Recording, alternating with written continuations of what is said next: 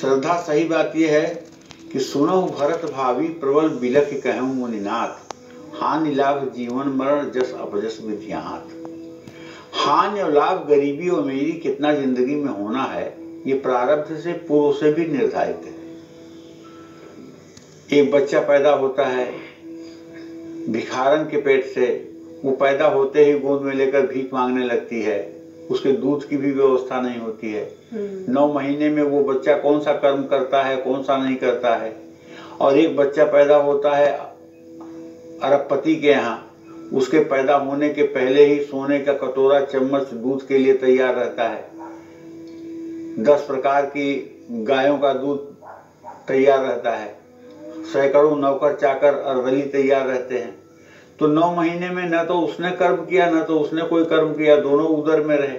लेकिन भाग्य इसी को कहते हैं, प्रारब्ध इसी को कहते हैं। इसने एक ऐसे कोख से जन्म लिया जहाँ सारा सुख मिल रहा है, इसने एक ऐसे कोख से जन्म लिया जहाँ शुरू से ही दुख की जिंदगी शुरू हो गई। तो कहने का मतलब प्रारब्ध और पूर्व जन्म हमारा इसके लिए बहुत जिम्मेदार है।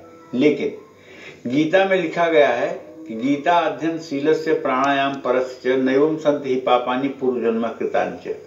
अगर गीता का अध्ययन किया जाए और प्राणायाम किया जाए तो पूर्व जन्म के जितने भी हमारे संचित प्रारब्ध हैं वो सब नष्ट हो जाते हैं और नए प्रारब्ध का उदय हो जाता है। इसी क्रम में एक बात और कहना चाहूंगा श्रद्धा, हमारे यहाँ देवियों के सिद्धपीठ हैं और उस सिद्धपीठ में करवीर को कोल्हापुर कहते हैं। कोल्हापुर को पहले प्राचीन काल में करवीर कहते थे। देवी भागवत में आता है वर्णन, करवीर निवासिन्याम स्थान सर्वोत्तम उत्तमा। महालक्ष्मी का सबसे सर्वोत्तम स्थान अगर पूरे धराधाम पर है तो करवीर माने कोल्हापुर है।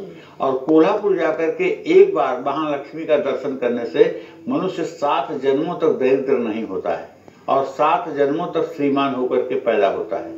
एक बार कोल्हापुर जा करके और माता के दर्शन करके आप अनुभव करके देखेंगे कि कितनी ये बात सच है और कितना पंडित जी अनुभव की बात कह रहे हैं। वहां जाने के बाद कोई आज तक निराश नहीं हुआ है और वहां जाने के बाद कठिन से कठिन परिस्थिति में डूबता हुआ व्यक्ति भी तैर जाता है, इसमें कोई संदेह नहीं है।